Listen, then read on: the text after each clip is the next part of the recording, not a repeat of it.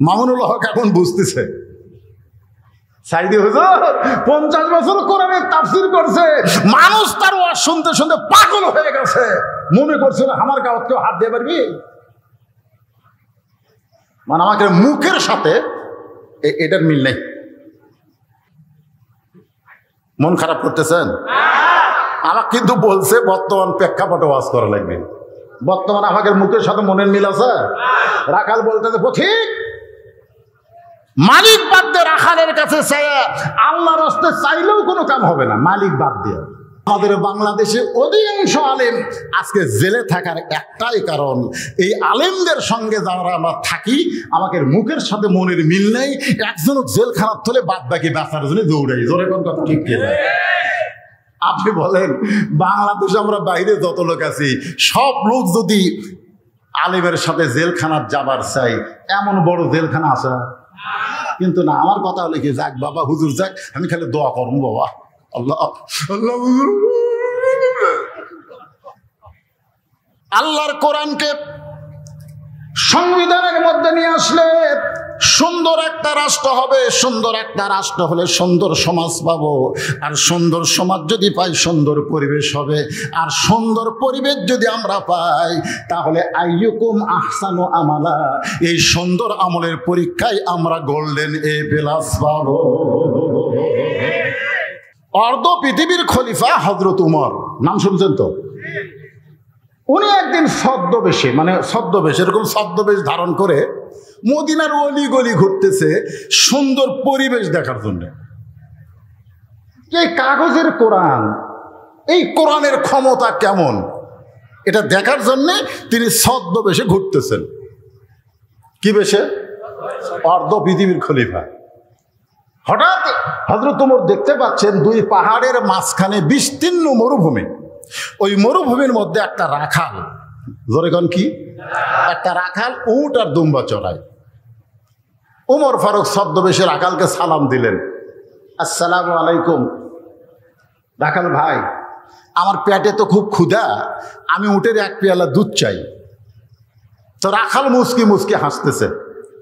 ওমর ফারুক বলে, রাখাল আমি তোমাকে সালাম দিলাম, উটের এক পেয়ালা দুধ চাইলাম, তুমি আমার সালামের উত্তরও দাও না, দুধও দাও না, মুসকে মুসকে হাসো কেন? রাখাল বলতেছে, পথিক পথিক তোমার পরিচয় কি? তুমি যে আমার সালাম দিলে, আমার কাছে উটের এক পেয়ালা দুধ চাইলে, তোমার একটা পরিচয় নাই? ওমর ফারুক চিন্তায় পড়ে গেলেন যে আমি ছদ্মবেশ ধারণ করছি, এখন যদি আমার পরিচয় দেই তো গুমুর তো ফাঁস হয়ে যায়। বগুড়ার ভাষা গুমুর বোঝেন না? হ্যাঁ। ওমর ফারুক চিন্তায় পড়ে গেলেন কি করব। এমন সময় আল্লাহর কোরআন ওমর ফারুকের সামনে এসে বলতেছে, ওমর, রাখাল যখন তোমার পরিচয় চাইছে তুমি আসল পরিচয় দাও। ওমর ফারুক চিন্তায় পড়ে গেলেন, আমার আসল পরিচয় কি?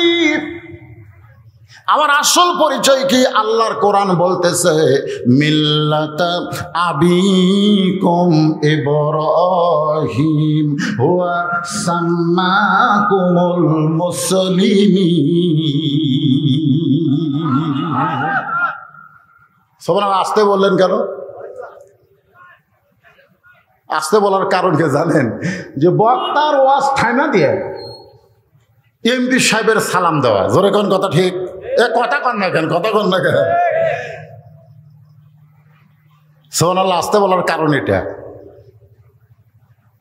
ওমর ফারুক আল্লাহর কোরআন বলতেছে, রাখাল যখন তোমার পরিচয় চাইছে তুমি আসল পরিচয় দাও। তোমার আসল পরিচয় হলো তোমার জাতির পিতা ইব্রাহিম, তোমার নাম রেখেছে মুসলমান। আমাদের আসল পরিচয় কি? আরো জোরে। যারা বলতেছেন না আপনার দুই কান্দে মনে হয় ফেরেশতা নাই, আপনার দুই কান্দে ফেরেশতা আছে? এই জোরে গান আছে? তো যারা বলতেছেন না ফেরেশতা, তো দুটাই বিপদত পড়ে গেছে। দুই কান্দের ফেরেশতায় কলম খাড়া করে আছে। আল্লাহ কয় খেরে কিছু লেখ, কয় কি লিখবো আল্লাহ? ই তো কথা কয় না, এ তো মুখ ঢাকে বসে আছে। বক্তা বলতেছে আমাদের পরিচয় কি, সবাই কয় মুসলমান, কিন্তু এই তো কথা কয় না, আমরা কি লিখবো? আল্লাহ বাম কান্দের ফেরেশতাকে বলতেছে লেখ।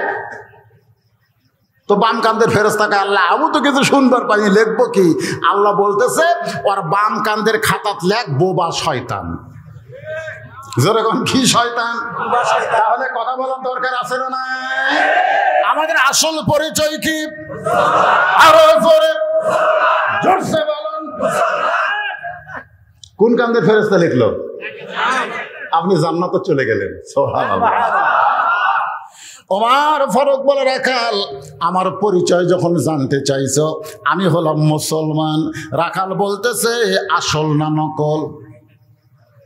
এইবারই তো ধরা খাইছে। লা সালাতা লা দিনা লা সালাতা লা ঈমানা। যার নামাজ নাই তার ঈমান নাই, যার নামাজ নাই তার কোনো ধর্ম নাই।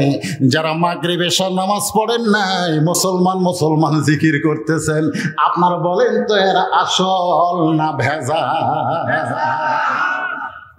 আল্লাহর রাসূল বললেন বুখারী এবং মুসলিম শরীফের মধ্যে, বাইনাল আবদি ওয়াল কুফরি তারকুস সালাত। বান্দা কাফেরের মধ্যে পৃথক করার জিনিস তার নামই হলো নামাজ। যেই ব্যক্তি নামাজ পড়বে সে হলো মুসলমান, আর যে নামাজ পড়বে না সে হলো কাফের। এখন রাখাল হযরত ওমরকে বলতেছে, তুমি তো মুসলমান মুসলমান বলতেছো, পরিচয় দিচ্ছ, তুমি আসল না নকল? ওমর ফারুক চমকে বলে, রাখাল ভাই মুসলমান তো মুসলমান, এর মধ্যে আবার আসল নকল কি? রাখাল বলে, পথিক আসল মুসলমান যারা হবে তারা চাওয়ার ব্যাপারে সতর্ক থাকবে। আসল মুসলমান কোনদিন যার কাছে চাবে না। আসল মুসলমান কেবলমাত্র আমার আল্লাহর কাছেই যাবে। আল্লাহরে ধন নবীরে দিয়া আল্লাহ গেছে গায়েব হইয়া, নবীর ধন খাজা পাইয়া শুয়া আছে আজমিরে। কেউ ফিরে না খালি হাতে, খাজা হারে তোর দরবারে। এরা হলো ভেজাল মুসলমান, এরা আসল জায়গা না চাইয়া ভেজাল জায়গায় চাই। ধরে কোন কথা ঠিক কিনা?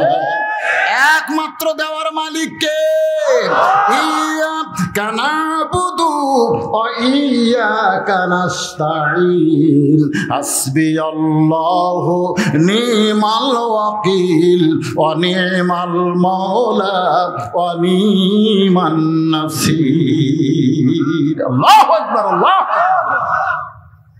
তুমি যদি আসল মুসলমান হও, তুমি দুধ চাইলা কার কাছে? ওমর ফারুক ধরা খাচ্ছে। কে ধরা খাচ্ছে? ওমর ফারুক বলে, রাখাল আসলে চাওয়ার ব্যাপার আমার ভুল হয়ে গেছে। ওমর ফারুকের চোখ দিয়ে দরদর করে পানি পড়তেছে। আল্লাহ, তোমার কোরআনের রাষ্ট্র যখন দুনিয়াতে চালু থাকবে, উমরের মতো মানুষ ভুল করলে একটা রাখাল পর্যন্ত ভুলটা ধরতে পারবে। এরই নাম হলো উত্তম পরিবেশ। কেবলমাত্র আল্লাহর কোরআন দিয়েই সম্ভব। ধরে কোন কথা ঠিক কিনা? ওমর ফারুক বলে, রাখাল আসলেই তো আমার ভুল হয়ে গেছে। তো রাখাল বলতে যে ভুলটা যখন স্বীকার করছো, তাহলে তওবা করো। জোরে এখন কি করো? দেখছেন আল্লাহ আমাদেরকে সুযোগ দিছে কি দেয় নাই? দিছে কি দেয় নাই? এই যে আল্লাহ রাসূল কিন্তু মেয়েটাকে বলছিল, যাও যতদিন বাচ্চা না হবে ততদিন তোমাকে কি করা হবে না, রজম করা হবে না। কিন্তু মেয়েটার মধ্যে জিদ। রাসূল বললেন বাচ্চা যখন হয়েছে বাচ্চাকে দুধ পান করা পর্যন্ত। জোরে কোন কথা ঠিক কি নাই? এই সময়ের মধ্যে তওবা আছে না নাই? জোরে কোন আছে না নাই? হ্যাঁ, আল্লাহ কোরআনে বলেছে, লা তাকনাতু মির রাহমাতিল্লাহ ইন্নাল্লাহা ইয়াগফিরু যুনুবা জামিয়া ইন্নাহু হুয়াল গাফুরুর রহিম। আমরা যতই পাপ করি না কেন, আমাদের পাপের চাইতে আল্লাহর দয়া কম না বেশি? এই জন্য রাখাল বলে, ভুলটা যখন স্বীকার করো। ওমর ফারুক বলে, ঠিক আছে তওবা করতেছি। রাখাল বলে, তুমি মূর্খ মানুষ, তুমি তওবা কেমনে করবে? বরং আমি তওবা করাই, তুমি আমার সঙ্গে তওবা পড়ো। রাসূল বলেছে, আমার পরে কেউ যদি নবী হতো লাকানা ওমর। আর সেই উমরকে রাখাল বলতে, তুমি মূর্খ মানুষ, তুমি তওবা কেমনে করবে? আমি তওবা করাই, তুমি আমার সঙ্গে তওবা পড়ো। ওমর ফারুক বলে, রাখাল আমি মূর্খ? রাখাল বলতেছে, চাওয়ার ব্যাপারে যে সতর্ক হয় না। আমাদের বাংলাদেশের কতকগুলো আল্লাহর বান্দাদের ফাঁসি হয়েছে। তোর এখন হয় কি হয়নি? কথা কোন হয় কি হয়নি? উকিল কিন্তু বলেছিল রাষ্ট্রপতির কাছে বাঁচার দরখাস্ত লেখেন। কার কাছে? রাষ্ট্রপতির কাছে বাঁচার দরখাস্ত লেখেন, রাষ্ট্রপতি যদি আপনি ক্ষমা করে তাহলে আপনার ফাঁসি মওকুফ হবে। তখন ওই সকল বান্দারা কি বলেছিল? ওই বান্দারা বলেছিল যে বাংলাদেশে আমরা দেখছি 3টা রহমান ক্ষমতা থাকা অবস্থায় মারা গেছে। কয়টা? একটার নাম হলো বঙ্গবন্ধু শেখ মুজিবুর রহমান, একটার নাম হলো জিয়াউর, আর একটার নাম হলো জিল্লুর। এই 3টা রহমান কিন্তু প্রেসিডেন্ট থাকা অবস্থায় মারা গেছে। তাহলে প্রেসিডেন্ট থাকা অবস্থায় যারা মারা যায় তাদের কাছে বাঁচার দরখাস্ত লেখা যায়?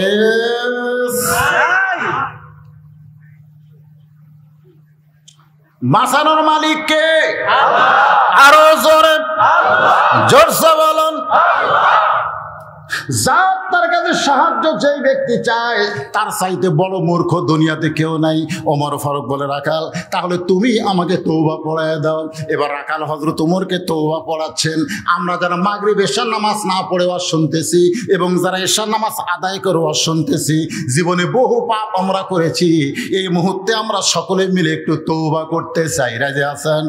তাহলে সকলে পড়েন, আস্তাগফিরুল্লাহ রব্বি মিন কুল্লি জামবিন ওয়া তুবু ইলাইহি লা হাওলা ওয়ালা কুওয়াতা ইল্লা বিল্লাহিল আলিয়্যিল আযীম। ওমর ফারুক তওবা পড়ার পরে বলতেছে, রাকাল ভাই আল্লাহর হস্তে ওটের 1 পেয়ালা দুধ দাও, যেই দুধটা পান করে আমি ক্ষুধা তৃষ্ণা নিবারণ করতে চাই। তওবা করার আগে কিন্তু বলেছিল রাকাল ভাই ওটের 1 পেয়ালা দুধ দাও, আর এবার তওবা করার পরে বলতেছে আল্লাহর হস্তে। জোরে কোন কার হস্তে? রাখাল মুস্কি মুস্কি হাসে। ওমর ফারুক বলে, রাখাল আল্লাহর হস্তে তোমার কাছে উঠে 1 পেয়ালা দুধ চাইলাম, এরপরেও তুমি মুস্কি মুস্কি মুস্কি হাসো কেন? রাখাল বলতেছে, পথিক তুমি তওবা করার পরে আবার মুনাফিকি করলে। ওমর ফারুক চমকে উঠছে যে তওবা করার পরে মুনাফিকি কেমনে করলাম? রাখাল বলতেছে, তুমি চিন্তা করে দেখো তো আমি কে?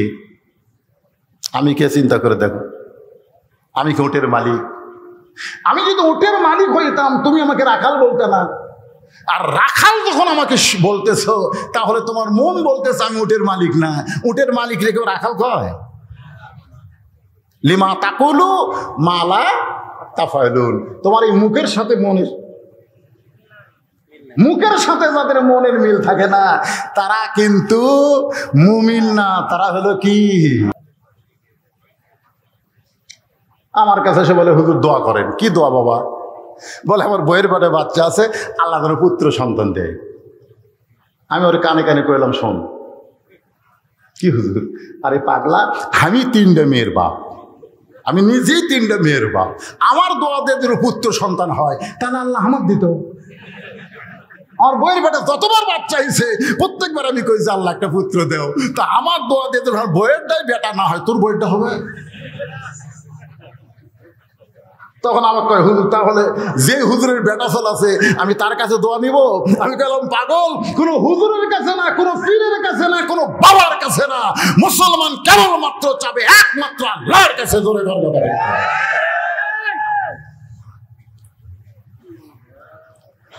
রাখাল বলে, পথিক সত্যি যদি আল্লাহর হস্তে ওটার 1 পেয়ালা দুধ চাও তাহলে এখান থেকে মালিকের বাড়িতে যাও। মালিকের বাড়ি হলো 10 মাইল দূরে। ওই মালিকের কাছে গিয়ে বলো, মালিক তোমার রাখাল উট আর দুম্বা চড়াই। তুমি মালিক যদি হুকুম দাও তাহলে রাখাল আল্লাহর হস্তে উটের 1 পেয়ালা দুধ দিবে। ওমর ফারুক বলে, রাখাল ভাই অত দূর মালিকের বাড়ি যাওয়ার দরকার আমার নাই, বরং তোমার কাছে 2টা টাকা দিলাম, এই 2টা টাকার বিনিময়ে তুমি উটের 1 পেয়ালা দুধ দাও। রাখাল চারিদিকে ভাবে তাকায় বলে, পথিক রে তুমি কি হযরত ওমরকে চিনো? সুবহানাল্লাহ। রাখাল এইভাবে তাকাইছে, এইভাবে। পথিক তুমি কি হযরত ওমরকে চিনো? ওমরের গুপ্ত বাহিনী যদি দূর থেকে দেখবার পায় তুমি আমার 2 টাকা ঘুষ দিছো, আর মালিক বাদ দিয়ে আমি তোমাকে ওটের 1 পেলা দুধ দিছি, তাহলে তোমাকেও গ্রেফতার করবে, আমাকেও গ্রেফতার করবে। ওমর ফারুক বলে, রাখাল ভাই তাহলে চলো আমরা পাহাড়ের গুহার মধ্যে গিয়ে যাই, পাহাড়ের গুহার মধ্যে তোমাকে গোপনে 2 টাকা দিব, আর তুমি গোপনে ওটের 1 পেলা দুধ দিবে, তাহলে তোমার মালিকও জানতে পারবে না, আবার দুনিয়ার উমরের গুপ্ত বাহিনীও ধরতে পারবে না। রাখাল চিল্লায় বলে, তুমি ভণ্ড, তুমি ভণ্ড, তুমি ভণ্ড। ওমর ফারুক বলে, রাখাল আমার মধ্যে ভণ্ডামির কি দেখলাম? রাখাল বলে, পথিক রে, পাহাড়ের গুহার মধ্যে দেওয়া না করলে হয়তো উমরের গুপ্ত বাহিনী দেখতে পাবে না, আমার মালিক জানতে পারবে না, কিন্তু রাখাল যে আল্লাহর প্রতি বিশ্বাস স্থাপন করেছে, এ আল্লাহ সব জায়গায় দেখতে পায়। লিল্লাহে তাকবীর। সঙ্গে সঙ্গে হযরত ওমর মারছে দৌড়, এক দৌড়ে পাহাড়ের পাদদেশে জায়নামাজ বিছায় 2 রাকাত নামাজ পড়ে আল্লাহকে বলতেছে, আল্লাহ এত সুন্দর পরিবেশ, এত সুন্দর পরিবেশ, তুমি আসমানে বসে আছো, আর তোমার ইমানদার গুহার মধ্যে অন্যায় করতে গেলেও তোমার ভয় করতেছে যে দুনিয়ার কেউ না দেখলেও কে দেখবে। আজকে আমাদের বাংলাদেশে এই দুর্নীতি করে কোটি কোটি টাকা যারা বিদেশে পাচার করতেছে, এদের ভিতরে যদি এই বিশ্বাস থাকতো যে প্রধানমন্ত্রী হাসিনা র্যাব পুলিশ দেখার আগে আমার আল্লাহ দেখতেছে, তাহলে বাংলার জমিনে কোনো দুঃখ হতো না, বাংলার জিনিস দ্রব্যমূল্য বেড়ে যেত না, বাংলার মানুষের অভাবে থাকতো না। ধরে কোনো কথা ঠিক কিনা? আপনি জানেন কত লক্ষ কোটি টাকা বিদেশে পাচার হয়েছে? জানেন? খালি যদি এই বিশ্বাস করতো কেউ না দেখলে কে দেখতেছে? মাশাআল্লাহ। ওমর ফারুক বলতেছে, আল্লাহ তোমার পরিবেশ সুন্দর, এই জন্য লিয়াবলুয়াকুম আইয়ুকুম আহসানু আমালা, সুন্দর আমল করতেছে রাখাল। আল্লাহ আমি রাখালকে দেখি না, আল্লাহ রাখালের ভিতরে তোমার গোটা কোরআন আমি দেখতেছি। তোরে কোন সুবহানাল্লাহ। ওমর ফারুক কাঁদতেছে কার কাছে? এমন সময় রাখাল কাছে যা বলছে যে, ভাই তুমি যতই কান্দো তোমাকে উটের দুধ দেওয়া যাবে না। ওমর ফারুক বলতেছে, তুমি উটের দুধ না দিলে তোমার কাছে উটের দুধের আমার দরকারও নেই, আমি শুধু তোমার কাছে জানতে চাই তুমি না দেখা আল্লাহকে বিশ্বাস করে, আমার কথাগুলো একটু মনোযোগ দিয়ে শুনবে এই যুবকেরা, তুমি যে না দেখা আল্লাহকে কলিজার মধ্যে জায়গা দিয়ে পৃথিবীর কেউ না দেখলেও আল্লাহ দেখতেছে, এই বিশ্বাসে সুন্দর আমল করতেছো, আহসানু আমালা, সুন্দর আমল করতেছো, এই আমলের বিনিময়ে তোমার চাহিদা কি? তোমার তো একটা চাহিদা আছে। এই দুনিয়াতে তো তোমার ভালো চাকরি হয়নি, তুমি রোদে পুড়ে পুড়ে উট আর দুম্বা চড়াচ্ছ, তোমার ভালো কোনো খাওয়াও নেই, ভালো কোনো পোশাকও নেই, ভালো কোনো বাড়িও নেই, তাহলে না দেখে আল্লাহর হুকুম পালন করে সুন্দর আমল করে তোমার চাহিদাটা কি? চাহিদা বোঝেন না? চাহিদা। রাখাল বলে, পথিক আমার চাহিদা হলো আমার সঙ্গে সকলে পড়েন রব্বানা, পড়েন রব্বানা আতিনা ফিদ দুনিয়া হাসানাতাও ওয়া ফিল আখিরাতি হাসানা ওয়া কিনা আযাবান্নার। আপনারা বলেন তার মধ্যে কি আছে? হাসানা আছে না নাই? আমাদের বাংলাদেশের প্রধানমন্ত্রীর নাম কি? খালি জবরের জায়গায় জের মানলি, কিন্তু মৌলানা ভয়ের ঠেলায় দোয়া করছে রব্বানা আতিনা ফিদ দুনিয়া হাসিনা ওয়া ফিল আখিরাতি হাসিনা। ভয়ের ঠেলায়, বুঝুন না, এখন ভয়ের ঠেলায় দোয়া করতে করতে উল্টে দোয়া হয়ে যাচ্ছে। জোরে কার কথা ঠিক কিনা? জান্নাত দেওয়ার কথা বলে জাহান্নামে ঢুকাচ্ছে। আচ্ছা, এই আয়াতের মধ্যে হাসানা আছে না নাই? খুব খেয়াল করবেন। রাখাল কিন্তু বলতেছে ওমর ফারুককে, আমার চাহিদা হলো রব্বানা আতিনা ফিদ দুনিয়া হাসানাতাও ওয়া ফিল আখিরাতি হাসানা ওয়া কিনা আযাবান্নার। ওমর ফারুক বলে, রাখাল আমি তোমার চাহিদার কথা জানতে চাইলাম, আর তুমি কোরআনের আয়াত শুনাইলা। রাখাল বলে, তুমি আসলেই মূর্খ, ওমর ফারুককে লক্ষ্য করে রাখাল বলতেছে, তুমি আসলেই মূর্খ। এই আয়াতের মধ্যে আমি দুইটা চাহিদার কথা বললাম, একটা হলো দুনিয়ার চাহিদা, একটা হলো আখিরাতের চাহিদা। ওমর ফারুক বলে, রাখাল তাহলে তোমার দুইটা চাহিদা কি? রাখাল বলতেছে, আমার দুনিয়ার চাহিদা হলো হযরত ওমরকে এক নজর দেখা, যে ওমর আল্লাহর কোরআন দিয়ে রাষ্ট্র চালানোর কারণে আমার মতন রাখাল না দেখা আল্লাহকে কলিজার মধ্যে জায়গা দিয়া আল্লাহর হুকুম পালন করতেছে, সেই মহামানব হযরত ওমরকে যদি একটা নজর আমি দেখতে পাইতাম তাহলে দুনিয়ার চাহিদা আল্লাহ আমার পুরা করত। আমার 2 নম্বর চাহিদা হলো, আমি রাখাল যখন মরে যাব, অধম রাখালকে আল্লাহ যেন জান্নাত দেয়। আপনারা বলেন তো রাখালের চাহিদা কয়টা? 1 নম্বর চাহিদা হলো হযরত ওমরকে এক নজর দেখা। কেন দেখব? ভালো নেতাকে মানুষ কেন দেখবার চায়? ভালো নেতা মানুষরা আইন দিয়ে রাষ্ট্র চালায় না, আল্লাহর কোরআন দিয়ে রাষ্ট্র চালায়। জোরে কোন কথা ঠিক কি না? তাহলে আপনাদের এলাকায় একটা ভালো নেতার দরকার আছে না নাই?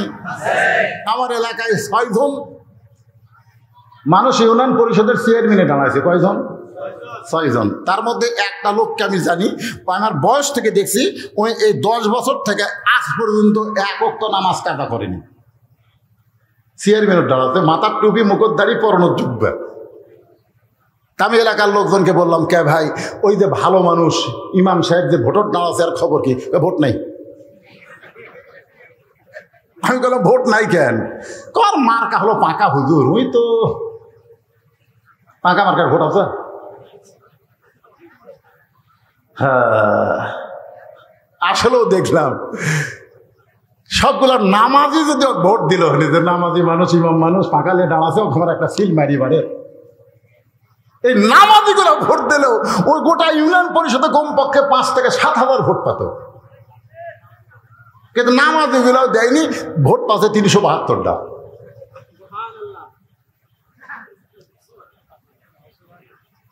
কি বুঝতেছেন? আরে এখন খুব মনোযোগ দিয়ে শুনবেন, ভালো নেতা দেখার দরকার আছে না নাই? রাখাল বলতেছে, আমার দুনিয়ার চাহিদা হলো হযরত ওমরকে খালি একটা নজর প্রাণ ভরে দেখব। আমার 2 নম্বর চাহিদা হলো, আমি মরার পর আল্লাহ যেন আমাকে জান্নাত দেয়। সুবহানাল্লাহ কোন? সঙ্গে সঙ্গে হযরত ওমর আমার দিকে তাকান, না তাকায় ওয়াজ শুনলে ওয়াজ বুঝতে পারবেন না। ওমর ফারুক খপ করে রাখালের হাতটা ধরে 3 বার রাখালের হাতটা ধরে চুমা দিয়ে বলতেছে, ভাই তোমার 2 নম্বর চাহিদা আল্লাহ পুরো করছে। মরার সঙ্গে সঙ্গে তুমি যে জান্নাত পাবা, এই ব্যাপারে কোনো সন্দেহ? জোরে কোনো সন্দেহ? রাখাল মুচকি মুচকি হাসে।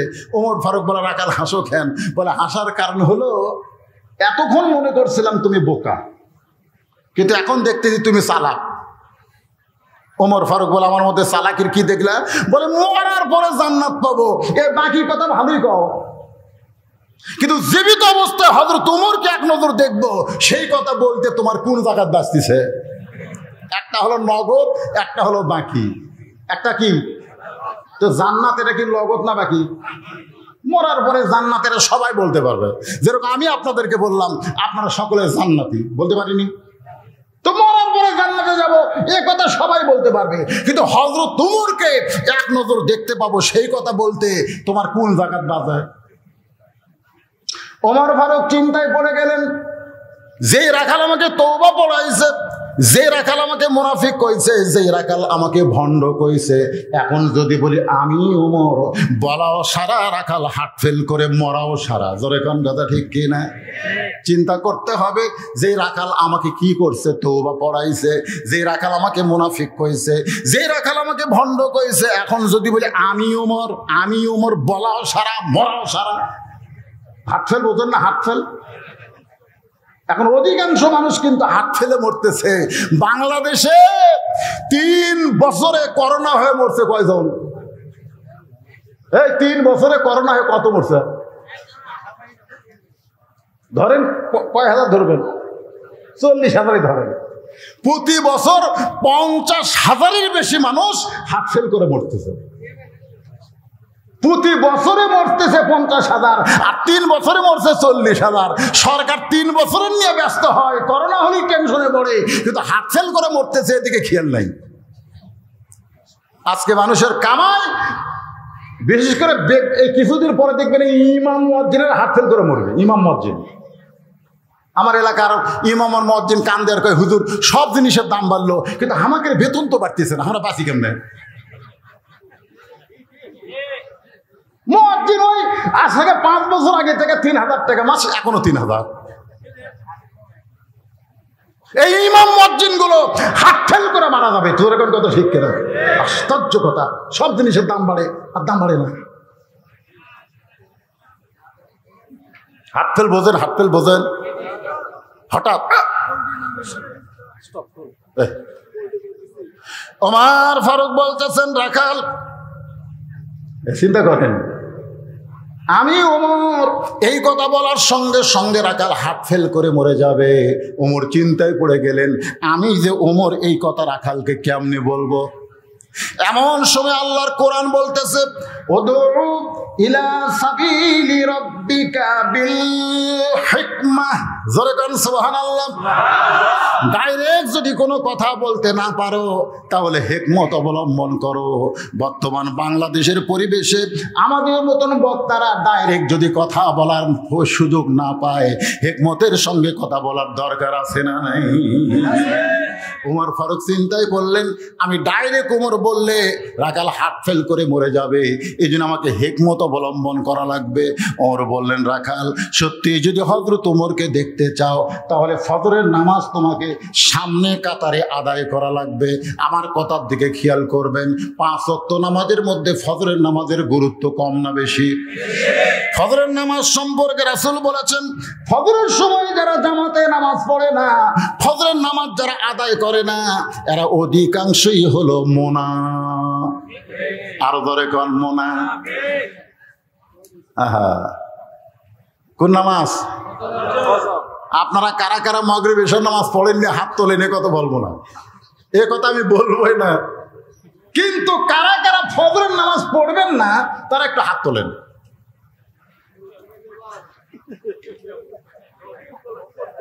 এই প্রবাসী এই সমিতির যারা আছো, এই মানব কল্যাণ ফাউন্ডেশনের কারা কারা এই মাহফিল যারা করতেছে তারা আছে আশেপাশে? দেখি তারা হাত তোলো তো বাবা। না না, এই মানব কল্যাণ ফাউন্ডেশন কোথায়? এই একজন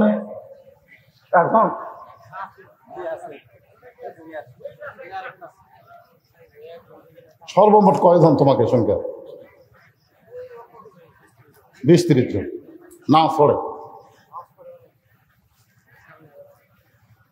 আপনারা খুব খেয়াল করবেন যে 5 ওয়াক্ত নামাজের ভিতরে ফজরের নামাজ, ধরে কোন নামাজ? ওমর ফারুক রাখাল কি বলতেছেন? যদি হযরত ওমরকে দেখতে চাও তাহলে ফজরের নামাজ তোমাকে সামনে কাতারে আদায় করা লাগবে। সামনে কাতারে যখন দাঁড়াবে তাকায় দেখবা মেহরাবের মধ্যে যেই মানুষটা ইমামতি করতেছে ওই মানুষটি হলেন হযরত ওমর। এটা কি ডাইরেক্ট কইছে? দেখেন আমার দেখেন, তা আজকে আমরা বক্তারা কি ডাইরেক্ট কয়ে জেরত জমা? এই জন্য আমি চিন্তা করছি এই বলা লাগবে, কি কোন বলার দরকার আছে না নাই? কারণ লোক তার সারা জীবনের সাধনা হযরত ওমরকে এক নজর দেখবে। ওমর ফারুক বললেন, সামনে কাতারে নামাজ পড়বা ফজরের, আর মেহরাবের দিকে তাকায় দেখবা যে মানুষটা ইমামতি করতেছে তিনি হযরত ওমর। রাখাল বলতেছে, অর্ধ পৃথিবীর খলিফা আবার ইমামতি করে, আমাকে এমপি ইমামতি করে, আমাকে মন্ত্রী ইমামতি করে, কথা না কেন?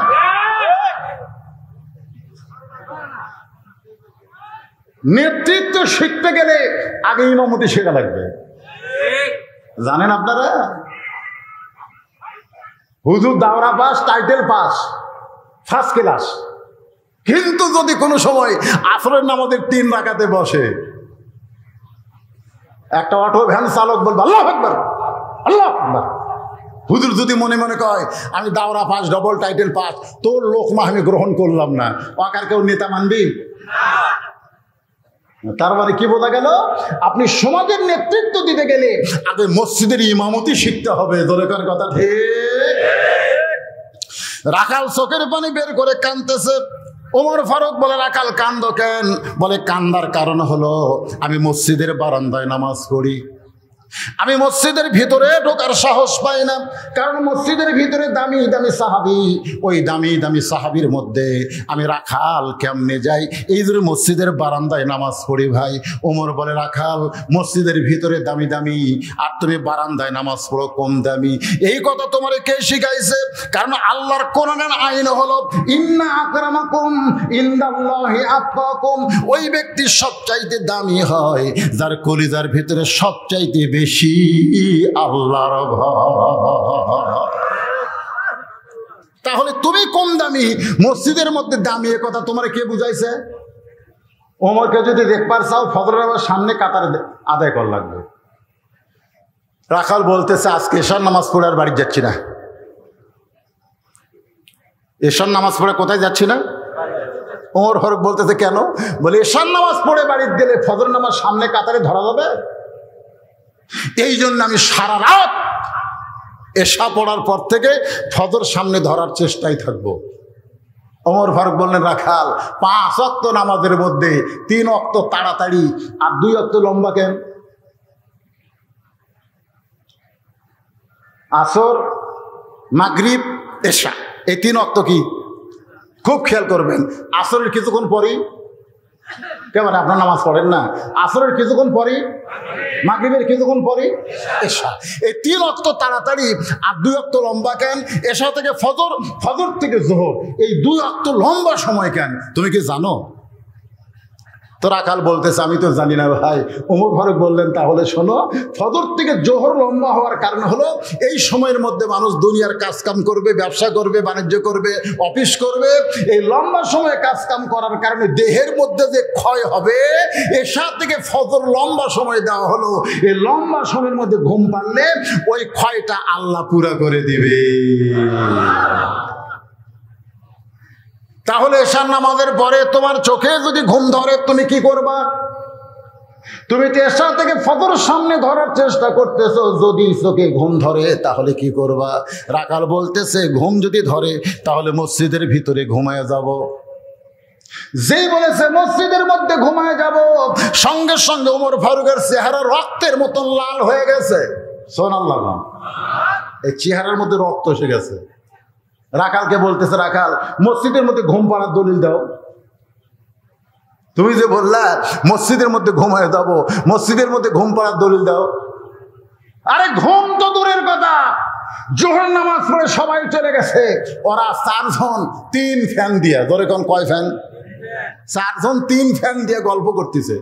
ফেরেশতা কয়, আল্লাহ সবাই নামাজ পড়ে চলে গেল, এই 3টা মসজিদের ফ্যান ছাড়া দিতে গল্প করতেছে, এর কি রেজাল্ট কি?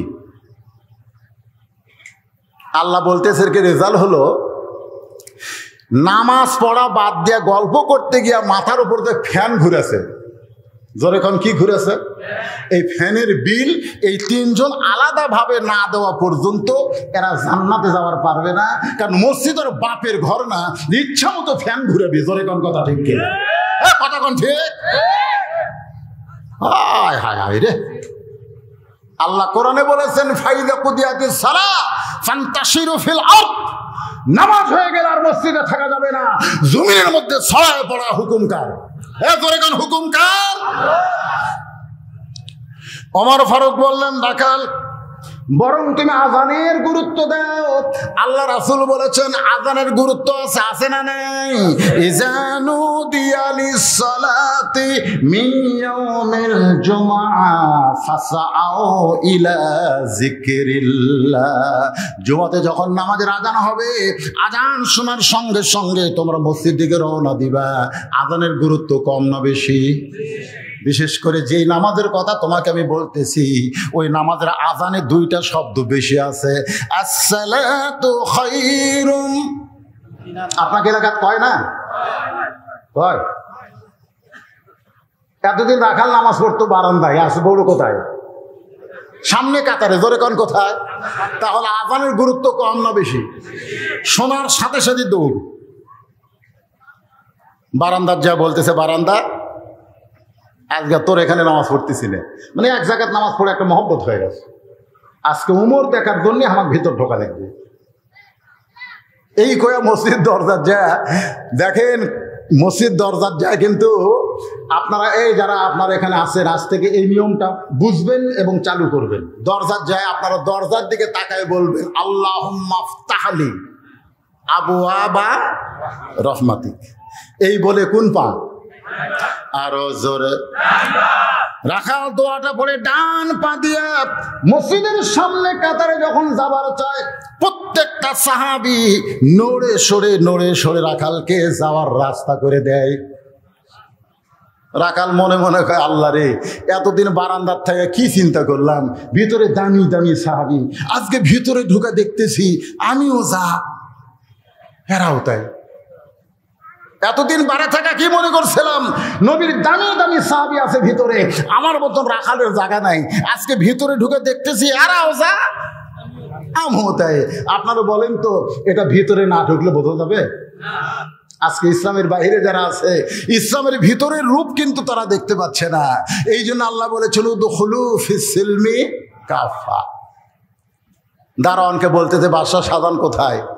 বাদশা সাজান কোথায়? ফকির বলতেছে। দারোয়ান বলতেছে এখন ওই মসজিদ দেখতেছেন না, ওই মসজিদে যান। ফকির মসজিদের কাছে যায়, একটা জানলার পাল্লা খোলা, ওই পাল্লা খোলাতে তাকায় দেখে বাদশা সাজান দুই হাত তুলে বলতেছে ও বাদশার বাদশাহ, তাবারাকাল্লাযী বিয়াদিহিল মুলক ওয়া হুয়া আলা কুল্লি শাইইন কদির। ও বাদশার বাদশাহ, তোমার দরবারে আমি ফকির, আমি ফকির, আমি ফকির বলে দু চোখ দিয়ে দরদর করে পানি পড়তেছে। ফকির কয় কে রে? এতদিন জানতাম আমি ফকির, আজকে ভিতরে ঢোকে দেখতেছি আমিও যা উইও তাই। সুবহানাল্লাহ না খায়? আমি নিজের চোখে দেখছি, আমার নিজের দেখা, ডান পাশে আওয়ামী লীগ, বাম পাশে বিএনপি, মাঝখানে জামাত। আওয়ামী লীগ আর বিএনপি দুইজন জামাত ইসলাম বলছে ভাই সামনে যা, সামনে যা, সামনে যা। তখন কয় না ভাই তুই কি? আমি স্বাধীনতার স্থপতি। তুই কি? বলে আমি স্বাধীনতার ঘোষক। আমি কি? আমি রাজাকার। তাহলে তোমরা দুইজন মুসল্লি হয়ে আমাকে সামনে দিচ্ছে এখন।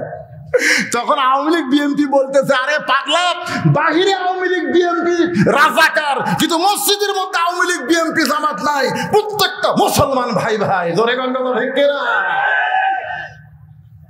আপনারা বলেন তো, এই কোরআনের মাহফিলে আওয়ামী লীগের কাছে বিএনপি, বিএনপির কাছে জামাত, জামাতের কাছে জাতীয় পার্টি, আপনারা বসে আছেন না নাই? আছেন না নাই? হয়তো আপনাদের মধ্যে আছে আওয়ামী লীগের বিএনপি একসাথে কাল থেকে বসে আছে। এখানে আওয়ামী লীগ তো ঘুতে মারা দরকার। তুই বিএনপি আমার কাছে বসলি যা, তখন কি বলবে জানেন? শোন, ঘুতাঘুতি বেড়া হবি, এই সামিয়ানার নিচে কোনো ঘুতাঘুতি নাই। সামিয়ার নিচে আমরা সব মুসলমান ভাই ভাই। জোরে কোন কথা ঠিক কিনা? মসজিদের মধ্যে আজ পর্যন্ত আমরা দেখলাম না সরকারি দল আওয়ামী লীগ সামনে কাতার, বিরোধী দল বিএনপি দ্বিতীয় কাতার, যুদ্ধপ্রার্থী জামাতের তৃতীয় কাতার, এই চরমোনাই চতুর্থ কাতার, এইরকম কোন কাতার আমরা দেখিনি। বরং 20 দল 14 দল ভাঙ্গা সমস্ত মুসলমান এক কাতার। জোরে কোন কথা ঠিক কিনা? তাহলে এক কাতার সব দলকে ভাঙ্গা যেই জায়গায় করতে পারে সেই জায়গা কার? ফালিয়াবুদু রাব্ব হাযাল বাইত আল্লাযী আত'আমাহুম মিন জু'ইন ওয়া আমানাহুম মিন খাউফ। রাখাল একেবারে সামনে কাতারে। জোরে কোন কোথায়? সামনে কাতারে। ফজরের 2 রাকাত সুন্নাত। ভাইজান, আপনারা কি বিরক্ত হচ্ছেন? ফজরের 2 রাকাত সুন্নাত, সর্বসাকুল্যে 12 রাকাত সুন্নাত। জোরে কোন কয় রাকাত? 12 রাকাত সুন্নাত আমাদেরকে আদায় করা লাগবে। সর্বসাকুল্যে কয় রাকাত? 12 রাকাত রে, 12 রাকাত। তার মধ্যে ফজরের আগে 2 রাকাত, জোহরের আগে 4 রাকাত, জোহরের পরে 2 রাকাত, মাগরিবের পরে 2 রাকাত, এশার পরে 2 রাকাত। এই সর্বসাকুল্যে 12 রাকাত পড়াই লাগবে। কি করা লাগবে? এই 12 রাকাতের মধ্যে ফজরের 2 রাকাত সুন্নতের গুরুত্ব আবার বেশি। আল্লাহ রাসূল বলেছেন আসমান এবং জমিনের মধ্যে যা কিছু আছে তার চাইতো ফজরের 2 রাকাত সুন্নতের দাম আল্লাহর কাছে বেশি। জোরে কোন সুবহানাল্লাহ। ফজরের 2 রাকাত সুন্নত আদায় করে রাখাল চুপটি করে বসেছে। এমন সময় একজন সাহাবী মসজিদের মধ্যে ঢুইকে দেখে জায়গা নাই। একজন সাহাবী মসজিদের মধ্যে ঢুইকে দেখে জায়গা নাই। জায়গা নাই মানে তিনি যে জায়গায় নামাজ পড়তেন সেই জায়গা দখল হয়ে গেছে। ওই সাহাবীর নাম হলো ওসমান গনি। সাল্লাল্লাহু আলাইহি ওসমান গনি মসজিদে এসে দেখে যে ওনার জায়গা, উনি যে জায়গায় নামাজ পড়তেন ওই জায়গা দখল করছে, বসে আছে। আপনারা চিন্তা করবেন যে কোনো ব্যক্তির জন্য তো মসজিদে কোনো জায়গা নেই। এটা আল্লাহ রাসূল বলেছেন আমি যতদিন ইমামতি করব, আমাদের খেয়াল করেন, রাসূল বলেছেন আমি যতদিন ইমামতি করব আমি বরাবর পিছনেই যিনি নামাজ পড়বেন তার নাম হলো আবু বকর। আবু বকর যখন ইমামতি করবে, আবু বকর বরাবর পিছনে যিনি দাঁড়াবে তার নাম হলো উমর। উমর যখন ইমামতি করবে, উমর বরাবর পিছনে যিনি দাঁড়াবে তার নাম হলো ওসমান। ওসমান যখন ইমামতি করবে, ওসমান বরাবর পিছনে যিনি দাঁড়াবে তার নাম হলো আলী।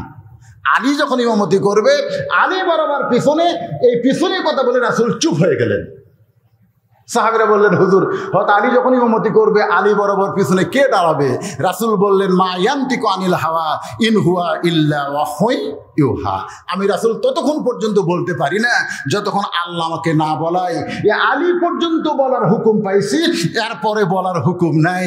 এই পর্যন্তই হলো খোলাফায়ে রাশেদা। ধরে গেল সুবহানাল্লাহ।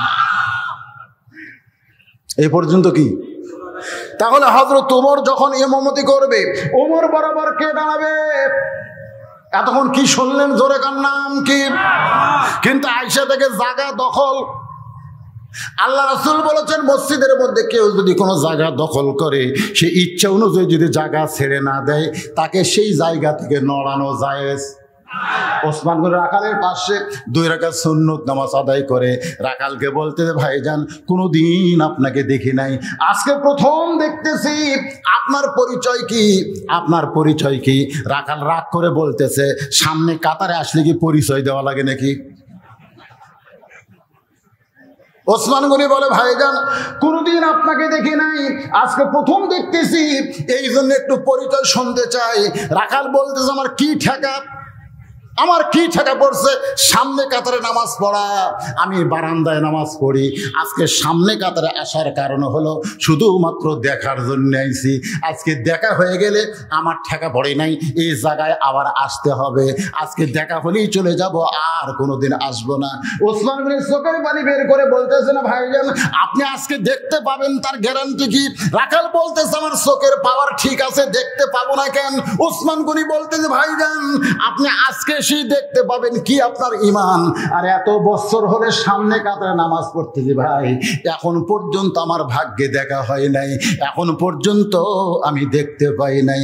রাখাল বলতেছে এত বছর হলে নামাজ পড়ো, এখন পর্যন্ত দেখতে পাওনি, তোমার চোখের পাওয়ার কি ঠিক? কারণ ওসমান গনি দেখতে চায় স্বয়ং নামাজের মালিক আল্লাহকে, আর রাখাল দেখতে চায় হযরত ওমরকে। আল্লাহ রাসূল বলেছেন আনতা আবুদুল্লাহ কান্নাকা তারাহু ফাইল্লাম তাকুন তারাহু ফাইন্নাহু ইয়ারাকা। কোন ইবাদতকারী যদি ইবাদতের মধ্যে ডুবতে পারে, ইবাদতের মালিক আল্লাহকে দেখতে পাবে। আল্লাহকে দেখা যদি সম্ভব না হয়, তার কলিজার মধ্যে মহব্বত হবে আমি আল্লাহকে না দেখলেও আল্লাহ পাক আমাকে দেখতেছে। রাখাল বলতেছে শোনো তোমার চোখের পাওয়ার ঠিক নাই, এই জন্যই তুমি দেখতে পাবো না, তুমি আমার হাত ধরো, হাত ধরো।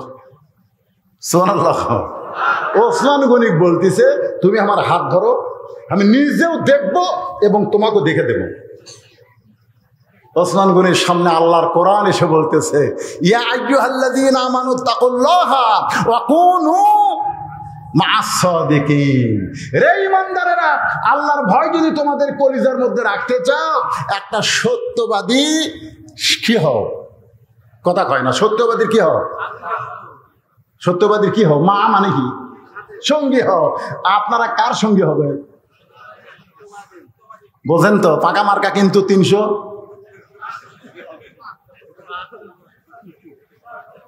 আরে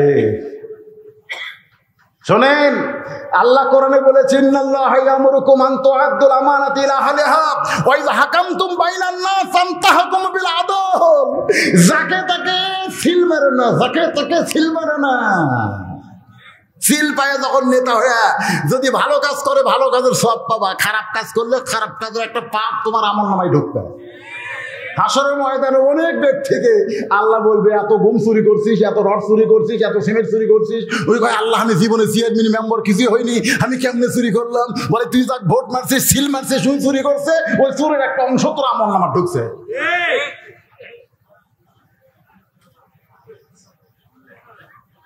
চিন্তা করে গেলে দেখেন, রাখাল বলতেছে, তুমি যদি দেখবার না পায়, এত বছর হলো আইসো, দেখতে পাওনি, তোমার চোখের পাওয়ার নাই, তুমি আমার হাত ধরো, আমিও দেখবো, তোমাকেও দেখায় দেব।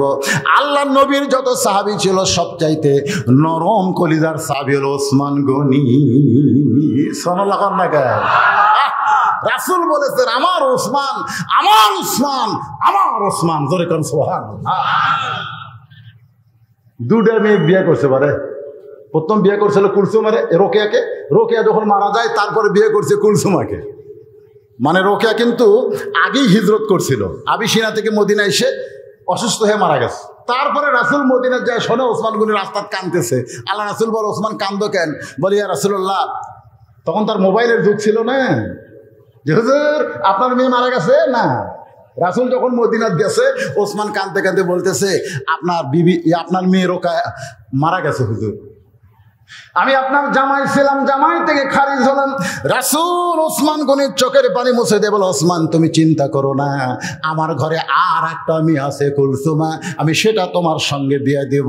ওসমান রে, তুমি আমার এমন একটা জামাই, তোমার সঙ্গে একটা মেয়ে বিয়ে দিব, মেয়েটা মারা গেলে আর একটা মেয়ে দেব।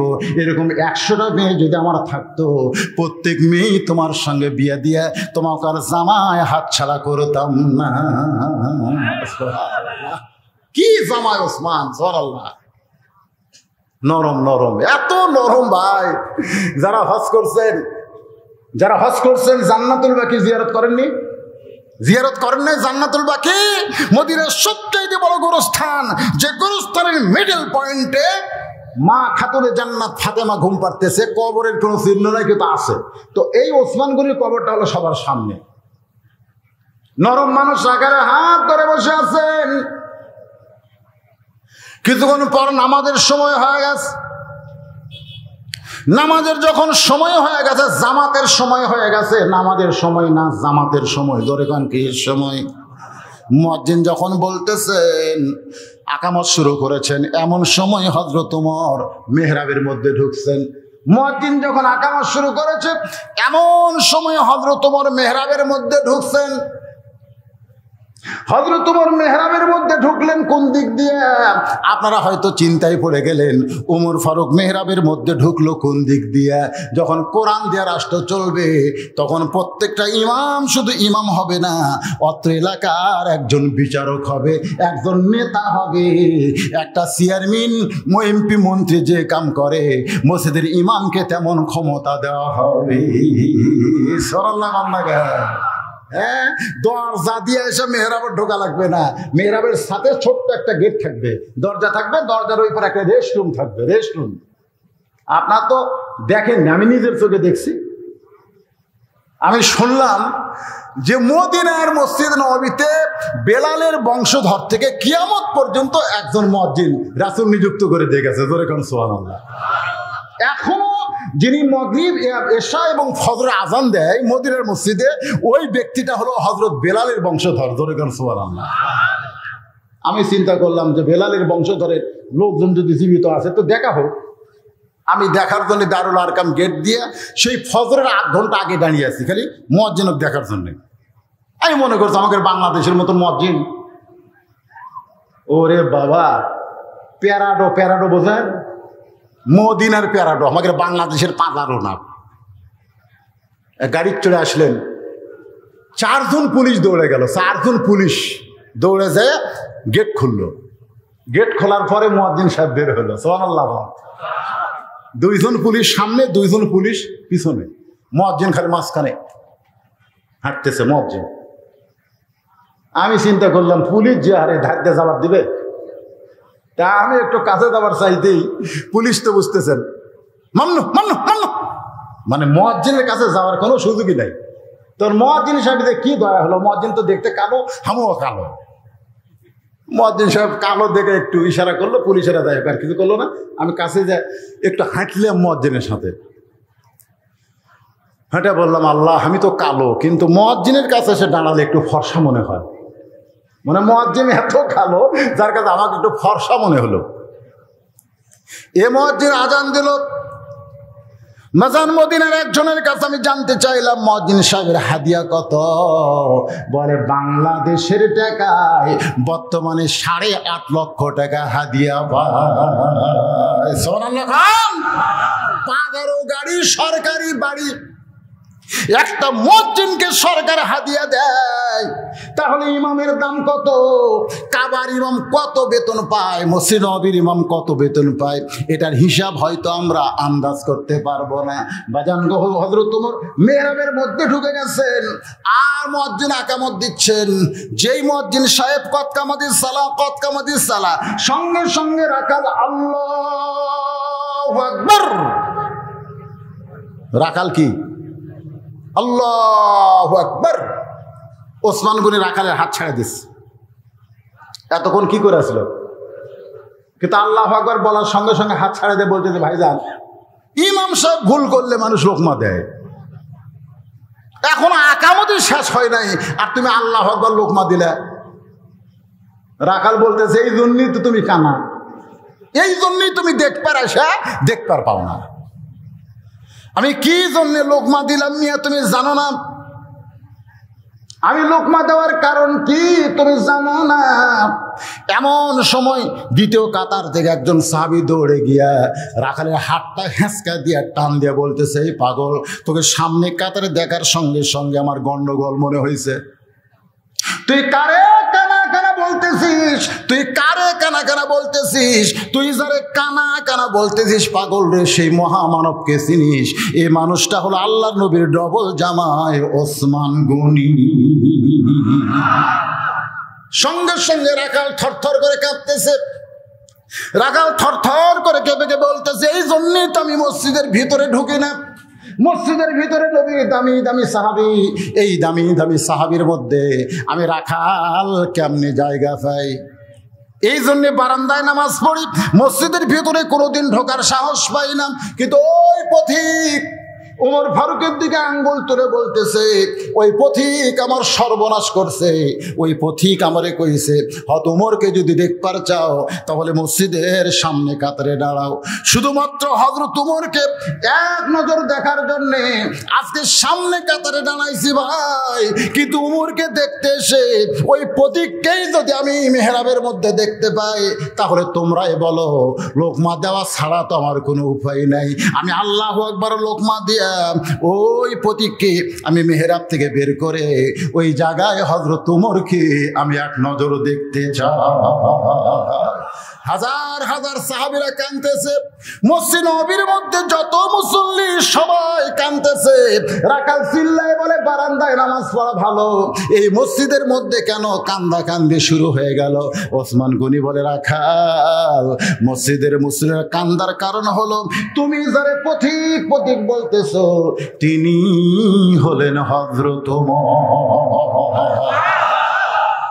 গাছের গোড়া কাটলে গাছটা যেমন ঠাস করে পড়ে যায়, রাখাল তেমনি পড়ে কাটা মুরগির মতন ছটফট করে বলতেছে ইয়া আমির আল মুমিনিন, আমি আপনাকে তওবা পড়াইছি, আমি আপনাকে মুনাফিক কইছি, আমি আপনাকে ভণ্ড কইছি, এত কথা বলেছি গো আমির, আপনি অধম রাখালকে কিছুই বলেন না। সমস্ত সাহাবেরা অ্যাস্টোনিশ হয়ে গেছে, কি রে কারে তওবা পড়াইছে, কারে মুনাফিক কইছে, কারে ভণ্ড কইছে? যে ওমর রাস্তাতে গেলে শয়তান 40 দিন যায় না, ধরে কোন কয়দিন যায় না। আর মসজিদের মধ্যে মিহরাবের ভিতরে অর্ধ পৃথিবীর খলিফা হযরত ওমরকে বলতেছে, আমি আপনাকে তওবা পড়াইছি, আমি আপনাকে মুনাফিক কইছি, আমি আপনাকে ভণ্ড কইছি, আপনি অধম রাখালকে কিছুই বলেন নাই। সঙ্গে সঙ্গে হযরত ওমর এক টানে রাখালকে, ওই যে পড়ে যাওয়া থরথর করে কাঁপা রাখালকে এক টানে বুকের মধ্যে নিয়ে কপালে একটা চুমা দিয়ে বলতেছে, ভাইজান তোমার এত কথা হজম করার পিছনে একটাই কারণ হলো লিয়াবলুয়াকুম আইয়ুকুম আহসানু আমালান ওয়া হুয়াল আজিজুল গফুর। মানুষ কেন সুন্দর আমল করে? কোরআনের আইন, কোরআনের পরিবেশ চালু হওয়ার কারণে আমি ছদ্মবেশে এটা দেখতে বের হয়েছিলাম। আর দেখতে গিয়ে দেখি তোমার এত কিছু হজম করার পিছনে একটাই কারণ, আমি তোমার ভিতরে রাখালি দেখি নাই, তোমার ভিতরে আল্লাহর গোটা কোরআন আমি দেখতে পেয়েছি। সুবহানাল্লাহ। আজকে তাবারাকাল্লাযী বিয়াদিহিল মুলক ওয়া হুয়া আলা কুল্লি শাইইন কাদির, গোটা পৃথিবীর মালিক, রাজত্ব একমাত্র ক্ষমতাধর কে?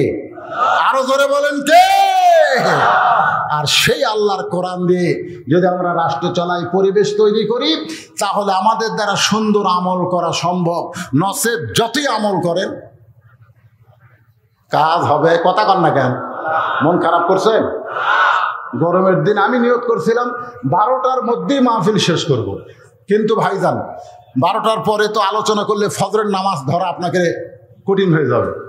কারণ সারা জীবনের ওয়াজ এক ওয়াক্ত নামাজের সঙ্গে তুলনা করা যাবে। এই যুবকেরা কষ্ট করে মেহনত করে সর্বপ্রথম মাহফিল করলো। আপনারা এলোমেলো অবস্থা থেকে গুছিয়ে আসলেন। আমি আপনাদের সামনে অনেক লম্বা সময় না দেবার পারলেও কিছুটা সময় কোরআন থেকে দিয়েছি। আল্লাহ পাক এই যুবকদের এই সংগঠনকে কবুল করুক। জোরে কোন আমিন। একজনও বসা করবেন। আপনারা কি বিরক্ত হচ্ছেন? আমি যদি আরো 1 ঘন্টা ওয়াজ করতাম বসে থাকতেন না? তো ওঠেন কেন? ওঠেন কি জন্য? এই যে এতগুলো মানুষ নিয়ে আমরা একটা যুবকদের এই মাহফিল যেন চিরস্থায়ী হয়, প্রতি বছর যেন করতে পারে, আমরা যেন ভালো ভালো বক্তার কাছ থেকে তাফসীর শুনতে পারি, এজন্য একটা দোয়া করার দরকার আছে না নাই? জোরে কোন আছে না? তো ওঠেন কেন? আপনি আগে যাবেন বাড়িতে, যে কয়টা উঠলেন বাড়িতে আগে যাবেন, গ্যারান্টি দেন, গ্যারান্টি দেন যে হুজুর আমি আগে উঠছি, আগে বাড়ি যাব, গ্যারান্টি দেন। রাস্তার মধ্যে এমন কিছু হতে পারে, বাড়িতে যাওয়া দূরের কথা, হাসপাতালে যাওয়া লাগতে পারে। ধরে কোন কথা ঠিক কিনা? অস্থির হন কেন? অধৈর্য হয়ে মোটরসাইকেল চালাবেন, স্টার্ট দিয়ে রাস্তার মধ্যে মোড়ক যাওয়ার পারতেছেন না, হঠাৎ চোখের উপর পোকা পড়লো, না জানি কি হয়ে গেল, গাড়ি দিয়ে একবার কাছে সাথে বাড়ি খেলো, তখন কি হলো? যে অটো চড়াচ্ছেন, অটো যদি মাঝখানে যে ব্যাটারি ডাউন হয়ে যায় তখন তখন কি হবে? ধরপড় ছটফট করবেন না ভাই, কারণ আপনারা এতক্ষণ কোথায় ছিলেন তার একটা চিহ্ন দরকার আছে না নাই? যেরকম আছে না নাই? ওই যে আমাকে বগুড়ার যাতে দেখবেন ফুড ভিলেজ পার হওয়ার পর একটা ব্যাগ আছে, নাম হলো ঘোগা। ঘোগা ঘোগা ব্যাগ। ওই ব্যাগ কিন্তু অনেক গাড়ি অ্যাক্সিডেন্ট করে। নীলফামারীর একটা বাস হঠাৎ একবারে ব্রেক ফেল করে ওখানে একটা নদীর মতন আছে, তার মধ্যে পড়ে গেছে, অনেক মানুষ মারা গেছে। তার ভিতরে নীলফামারীর একটা মজিবর ছিল। জোরে করে কি নাম? মজিবর। একটা মানুষ পাওয়া গেল, তার দেহ আছে কিন্তু মাথা নাই। নীলফামারীর লোক মনে করলো কি আমাকে মজিবর তো আমরা পাচ্ছি না। একজন বলে এটাই মজিবর হবে, লুঙ্গি আর পাঞ্জাবি তো ঠিকই আছে, এটাই মজিবর। ওরা মাথা ছাড়া দেহ নিয়ে চলে গেছে। এদিকে মজিবর মরেনি, মজিবর আহত ছিল। ওখানকার সিরাজগঞ্জের লোকেরা ওকে সিরাজগঞ্জে হাসপাতালে ভর্তি করে দিছে। এখন নীলফামারীর লোক এই মাথা ছাড়া বডিটা নিয়ে যায়, ওর মায়ের কাছে দিছে। মা খালি কান্দের কয়, হাই রে আমার মজিবর আসলো ঠিকই, মাথা নাই রে। বউ কয় আমার স্বামী আসলো ঠিকই, মাথা নাই রে। ওইভাবে কান্দা কেটা মাটি দিছে, কি নাই? মাথা নাই। 3 দিন পরে সুস্থ হয়ে মজিবর বাড়িতে গেছে। এখন মাথা ছাড়া যে দাফন করলো ওটাকে, তখন মায়ের কাছে যাইতে বলে, মা কয় না না না না, তোর তো মাথা নাই, তুই মাথা পালি কোন জায়গায়? বইয়ের কাছে যাইতে বউ ভয় দৌড় মারছে, কয় না না না না আপনার তো মাথা নাই, আপনি মাথা পালেন কোন জায়গায়? মজিবরে কয় কে রে কি অবস্থা? তখন ওই যে জায়গাত কবর দিছে মাথা ছাড়া, ওর কাছে যে বলতে যে কে রে তোর যদি একটা মাথা থাকতো তাহলে আমার তো এই বিপদে পড়া লাগতো না। আর দোয়া ও মুখ খলিবাত, আপনারা এতক্ষণ পর্যন্ত যা করলেন দেহ, আর এই মোনাজাতের নাম হলো মাথা। ধরে কর মোনাজাতের নাম কি? এখন আপনারা কোথায় আসলেন, কোথা থেকে যাচ্ছেন, একটা মাথার দরকার, পরিচয় দরকার আছে না নাই? ধরে কর আছে না নাই? তো আপনারা যারা আসছেন মাথা ছাড়া যাচ্ছেন কেন? শেষে বলবে তোর যদি মাথাটা থাকতো তাহলে আজকে বিপদে পড়া লাগতো না। আপনারা গানের অনুষ্ঠানে আসেন নাই, কোরআনের মাহফিল থেকে দোয়া করে মাথা নিয়ে সবাই যাবো, রাজি আছেন? আর এই যুবকদের জন্য দোয়া করার দরকার আছে না নাই? যারা ঘোষণাই করলো একটা টাকা তারা চায় না, এরা কষ্ট করে মেহনত করে ওদের টাকা খরচ করে এরা তাফসীরুল কোরআন মাহফিল করতেছে, করবে সারা জীবন। কি বাবা সারা জীবন না? মাশাআল্লাহ, নিয়ত করেছে ইনশাআল্লাহ। আমরা প্রাণ খুলে যারা প্রবাসে আছে, প্রবাস থেকে যারা দেশে এসেছে এবং দেশের যে যুবকেরা সহযোগিতা করেছে সকলের জন্য আমরা দোয়া করব। বসেন, আল্লাহর রাস্তায় আপনাদের জন্য দোয়া হবে, গোটা দেশের জন্য দোয়া হবে, মুসলিম মিল্লাতের জন্য আমরা দোয়া করব।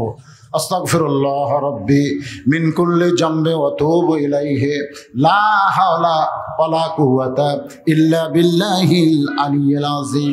আল্লাহুম্মা সাল্লি আলা মুহাম্মাদি ওয়া আলা আলি মুহাম্মাদ কামা সাল্লাইতা আলা ইব্রাহিম ওয়া আলা আলি ইব্রাহিম ইন্নাকা হামিদুম মাজিদ। আল্লাহুম্মা বারিক আলা মুহাম্মাদি ওয়া আলা আলি মুহাম্মাদ কামা বারাকতা আলা ইব্রাহিম ওয়া আলা আলি ইব্রাহিম ইন্নাকা হামিদুম মাজিদ। ওয়াজ করো নে, ওয়াজ করছে আধা ঘন্টা, তো ওয়াজ করছে আবার কোন তেল তলে বস, আধ ঘন্টা ওয়াজ করছে, আধা ঘন্টা। কখন সেটা কোন সময়? ও মাগরিবের পরে লোক আছিল, অন্ধ হাফেজ। আপনারা একজনও সুবহানাল্লাহ বলেন না ভাই রে। এইবারে দুবাই যা যা মায়ের খাসে বুঝলেন, এই বাংলাদেশের ক্রিকেটারেরা মার খায়নি। মার খাওয়া মানে কিসে মার? পিঠত মার না, গোটা দেশের ইজ্জত নষ্ট করছে। তোর কোন কথা ঠিক কিনা? আর আফগানিস্তানের সাথে পারল না রে। শ্রীলঙ্কা শেষ, অর্থনীতি শেষ, সব শেষ, ক্ষমতা শেষ। সেই শ্রীলঙ্কার কাছেও বাংলাদেশ ঠকলো। জোরে কোন কথা ঠিক কিনা? পাঁচটা দেশের সাথে খেলবার যায়, দুটো ঠকে আর পারল না ভাই।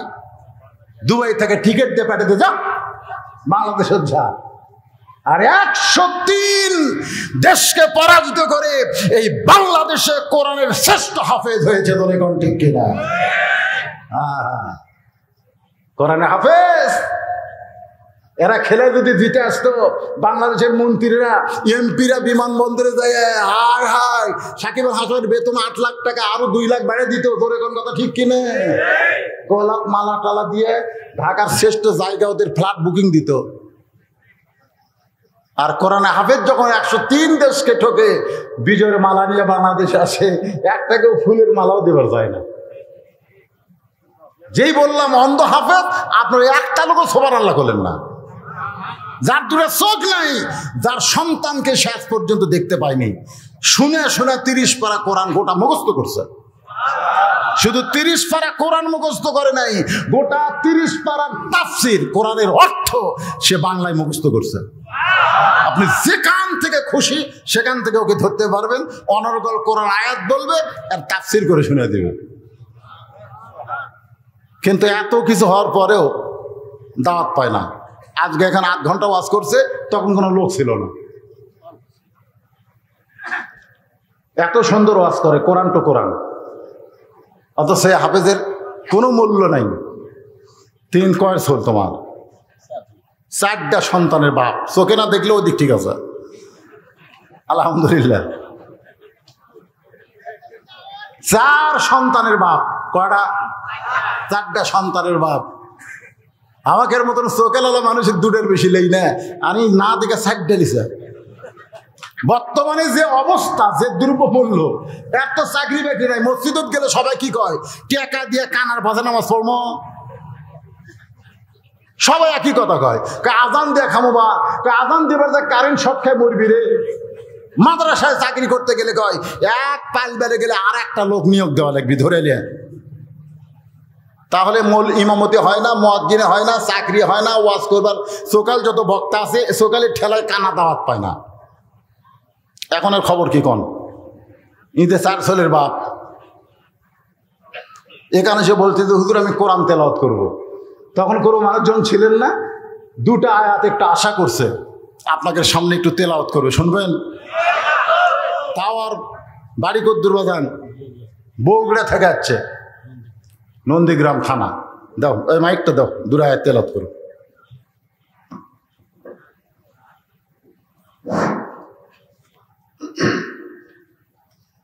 আসসালামু আলাইকুম ওয়া রাহমাতুল্লাহি ওয়া বারাকাতুহু।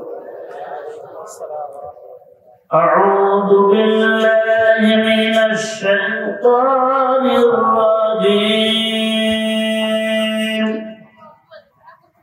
বিসমিল্লাহির রাহমানির রাহিম।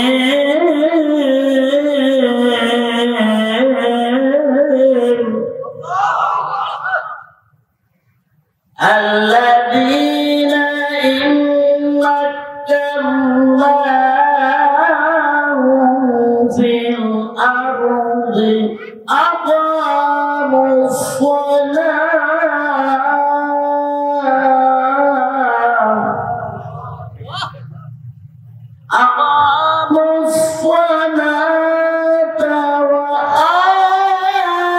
وآتوا الزكاة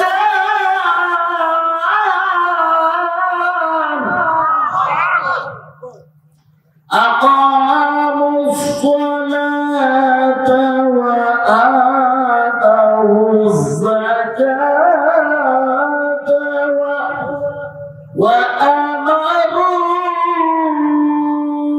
بالمعروف ونهوا عن المنكر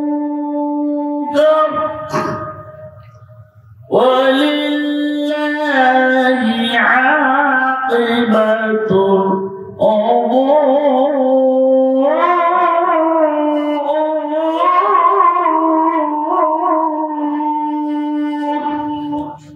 ولله عاقبة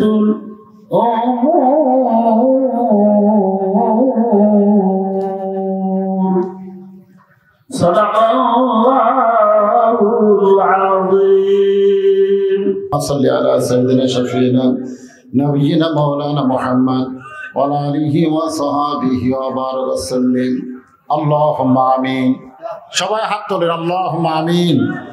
اللهم أنت السلام ومنك السلام تباركت يا ذا الجلال والإكرام. আয় আল্লাহ তাআলা, আল্লাহ সরকার বাড়ি প্রবাসী মানব কল্যাণ ফাউন্ডেশন কর্তৃক আয়োজিত জীবনের প্রথম কোরআনের মাহফিল, আল্লাহ তাআলা যারা কষ্ট করে মেহনত করে হাজার হাজার টাকা খরচ করে আজকের জান্নাতের বাগান লাগাইছে, এ মানব কল্যাণ ফাউন্ডেশনকে আল্লাহ কিয়ামত পর্যন্ত কবুল করো। আয় আল্লাহ তাআলা, আজকের মাহফিল শোনার জন্য দূর দারাজ থেকে কঠিন গরম অপেক্ষা করে আল্লাহ জান্নাতের বাগানে 12:30 পর্যন্ত দীর্ঘ সময় রাত পর্যন্ত বসে বসে যারা আলোচনা শুনেছে, আল্লাহ মেহেরবানি করে আজকের মাহফিল আমাদের সকলের হেদায়েতের জন্যে, সকলের নাজাতের জন্যে, জান্নাতের জন্যে আল্লাহ তুমি কবুল করে নাও। এই মাহফিলের শুরু থেকে শেষ পর্যন্ত যত আলোচনা হয়েছে এর মধ্যে যদি ত্রুটি হয়, ভুল হয়, মাফ করে দাও আল্লাহ। এর যা হাদিয়া মঞ্জুর করো, সোনার মদিনায় নবী পাকের রওজা মোবারকে আল্লাহ কবুল করে নাও। तमाम अंबिया किराम, আসহাবে কিরাম, তাবিনী কিরাম, তাবা তাবিনী কিরাম, तमाम পৃথিবীর মাটির নিচে যত মুমিন মুমিনাত শুয়ে আছে আল্লাহ সকলের ওয়াফরে হাদিয়া কবুল করো। আয় আল্লাহ তাআলা, আমরা যারা হাত তুলেছি আমাদের মধ্যে জনম দুঃখী মা, আজকে যাদের বাবা দুনিয়া থেকে চলে গেছে আল্লাহ, আমি সহ আমরা যারা বাবা হারা মা হারা হয়ে গেছি আল্লাহ মেহেরবানি করে বাপ মার কবরকে জান্নাতের টুকরা কবুল করে না। আয় আল্লাহ তাআলা আমাদের আপনজন দাদা দাদি না নানি যাদের কবরে চলে গেছে কবরবাসীদের মাফ করে দাও। যে যা নিয়ত করে হাত তুলেছে সকলের নেক নিয়ত নেক আশা তুমি কবুল করো। আল্লাহ আজকের আলোচনার বিষয়বস্তু ছিল পরিবেশ সমাজ রাষ্ট্র যদি সুন্দর না হয় আমল সুন্দর করা যাবে না। আর আমল সুন্দর করতে গেলে তোমার কোরআনের সমাজ লাগবে। যেই কোরআনকে আমরা এত ভালোবাসি সেই কোরআনের সমাজ বাংলাদেশে প্রতিষ্ঠা হোক। আল্লাহ আমাদেরকে একটা বারের জন্য দেখার তৌফিক দিয়ে দাও। আয় আল্লাহ তাআলা বিপদ আপদ মুসিবতের মধ্যে যারা আছে আল্লাহ বিপদ আপদ মুসিবত থেকে আল্লাহ তুমি হেফাজত করো। আজকে যারা মানবতর জীবন যাপন করতেছে আল্লাহ তাদেরকে তুমি হেফাজত করো রহম করো। আল্লাহ বিশেষ করে আজকের এই সংগঠনকে তুমি কবুল করো। আল্লাহ সরকার বাণী প্রবাসী মানব কল্যাণ ফাউন্ডেশন ভালো ভালো কাজ যেন করতে পারে সমাজের খারাপি থেকে মানুষকে মুক্ত রাখার সংগঠন হিসেবে আল্লাহ তুমি কবুল করে নাও। আল্লাহ আমার মা বোনেরা পর্দার অন্তরালে যিনি যেখানে দাঁড়িয়ে বসে আমিন আমিন করতেছে আল্লাহ সকলকেই কবুল করে নাও। একটা মিনিট চোখটা বন্ধ করে একটু আল্লাহর কাছে বলেন, যেদিন মসজিদের খাটনি আমাদের বাড়ির আঙ্গিনায় চলে আসে, গরম বড়ই পাতার গরম পানি দিয়ে যেদিন আমাদেরকে গোসল করাবে, রঙিন কাপড় খসায়া সাদা কাপনের কাপড় দিয়ে চকলেটের মতো মোড়ায়া জানাজা পড়ে কবরের মধ্যে আমাদেরকে যেদিন রেখে দিবে, মরে যাব আমরা সবাই মরে যাব। আল্লাহ যেদিন আমাদের মৃত্যু হবে দিনটা যেন জুমার দিন হয়, মাসটা যেন রমজান মাস হয়। ইমানের সাথে ইজ্জতের সাথে দুনিয়া থেকে বিদায় নেওয়ার আগে নবীর পবিত্র চেহারা মোবারক আমাদের সকলের দেখার তৌফিক দিয়ে দাও। আল্লাহ আল্লাহ অভাবকে মোচন করে দাও। আল্লাহ আমাদের দেশের প্রতি রহমত বরকত নাজিল করো। আল্লাহ দ্রব্যমূল্য উদ্যোগতি থেকে আমাদের তুমি হেফাজত করো। আল্লাহ তাআলা সুবহান রাব্বিকা রব্বিল ইজ্জাতি আম্মা ইয়াসিফুন। আজকের মাহফিলের সম্মানিত সভাপতিকে আল্লাহ তুমি কবুল করো। প্রধান অতিথি বিশেষ অতিথি এই সংগঠনের যুবকদেরকে আল্লাহ তুমি কবুল করো। সর্বাত্মক সহযোগিতা যারা করেছে আল্লাহ সকলকে তুমি মাফ করে দাও। সুবহান রাব্বিকা রব্বিল ইজ্জাতি আম্মা ইয়াসিফুন ওয়া সালামুন আলাল মুরসালিন ওয়ালহামদুলিল্লাহি রাব্বিল আলামিন। ওয়াজাল আখিরা কালামিনা ইনদাল মাউতি লা ইলাহা ইল্লাল্লাহু মুহাম্মাদুর রাসূলুল্লাহ।